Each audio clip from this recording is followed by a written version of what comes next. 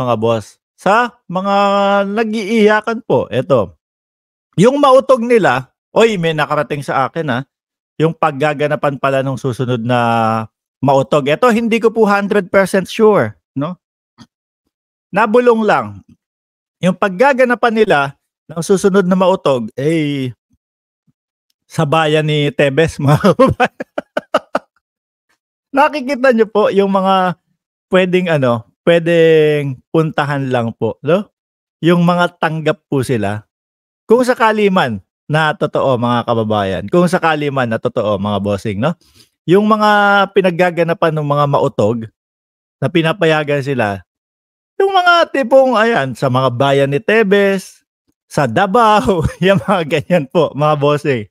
Yung 'di ba naalala niyo dun sa sa sa Cebu po, mga kababayan? 'Di ba? Diyan sa Cebu. Oh, galit na galit po sila do'n. Bakit? Kasi daw po hindi mga nagsidalo yung mga matataas na personalidad o yung mga leader doon sa Cebu, mga bossing. 'Di ba?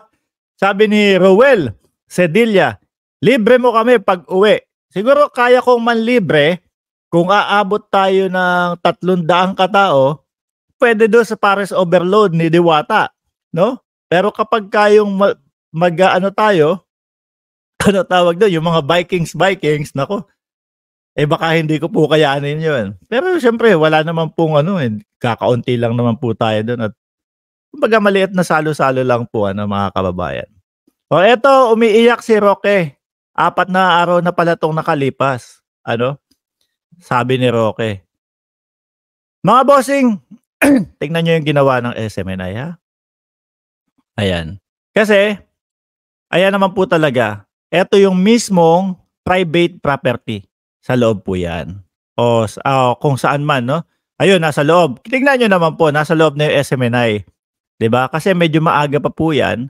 So ngayon, mga kababayan, pagdating nung lawyer, pinaalis na po sila. 30 minutes, layas kayo.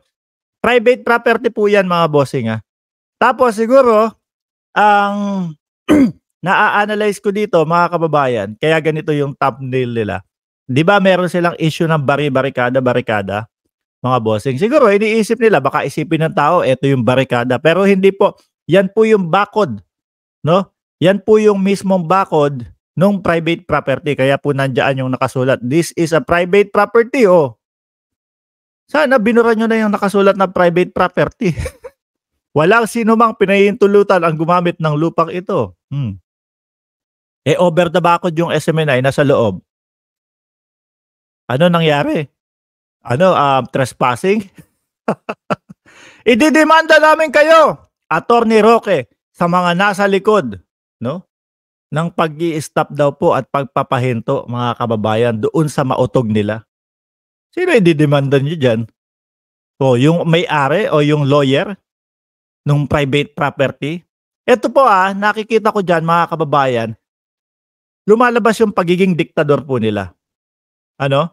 Lumalabas yung pagiging diktador nila sa mga ganitong pinagsasasabi nila. Ididemanda namin kayo kapagka hindi kayo sumunod sa amin. Ganyan po yung style na yan, mga kababayan. Siyempre po, yung mga susunod na pagpapaalaman na nila, kung mahina ang loob mo, matatakot ka na kagad. Baka, "Oo, sige, okay na kayo dito, halina kayo dito." Takot kang mademanda pero kung alam mo yung katotohanan nung kanilang mga pinagsasasabi doon sa mga rally-rally na yon, mga bossing, at narinig mo si Pantaleon Alvarez na sumisigaw ng sinisigaw? Bitiw ng suporta sa ating Pangulo, yung ating mga kasundaluhan. Malamang sa alamang talagang hindi mo papayagan. Di po ba? Malamang sa alamang po paalisin mo din agad yung mga yan.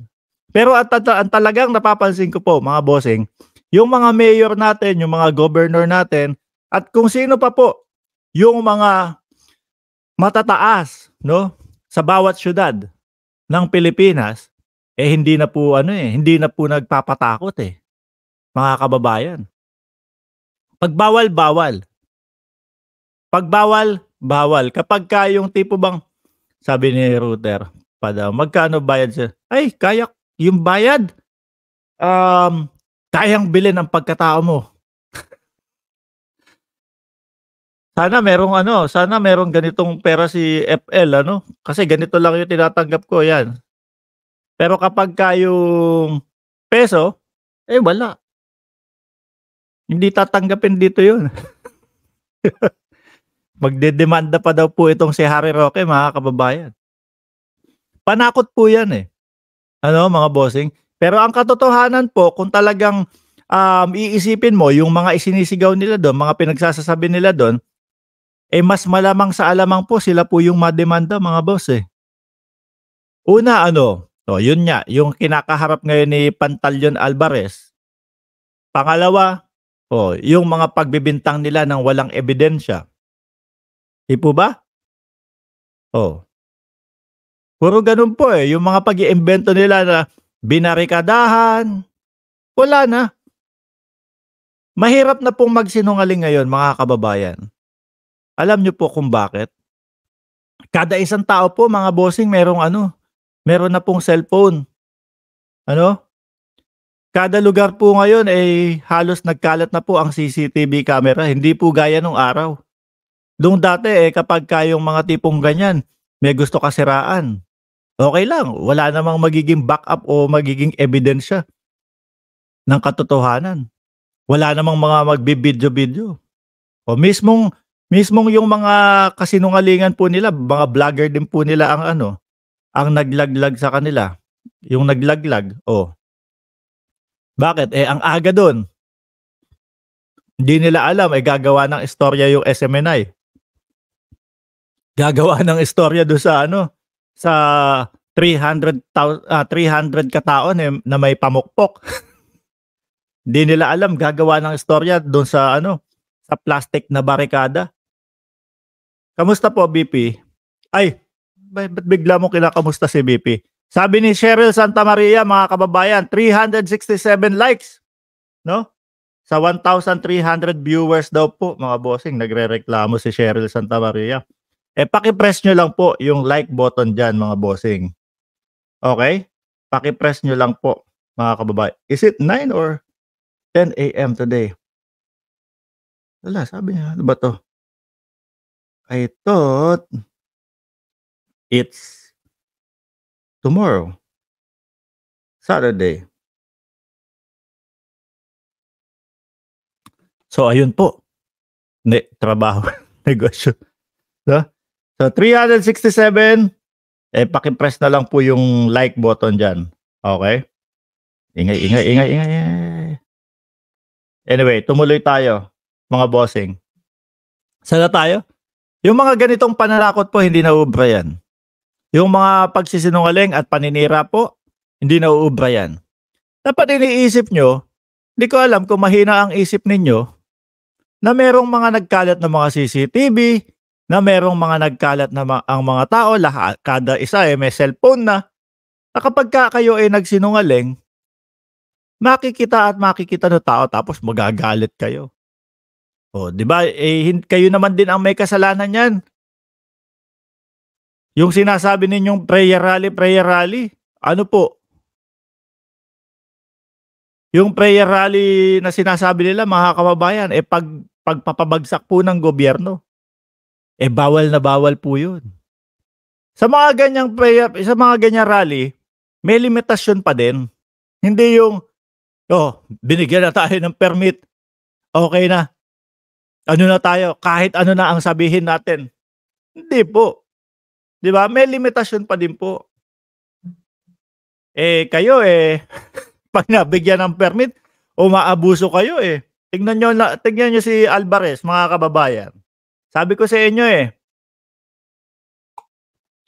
yan kay Alvarez, hindi po porket tahimik na o medyo hindi pinag-uusapan po ngayon, tapos na 'yon.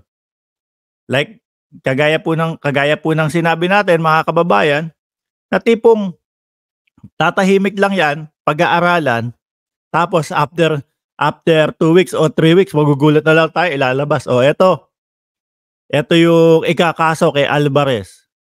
Mga ganyan po mga bossing. Prayer mura, hindi prayer rally. sabi ni Foxtrot.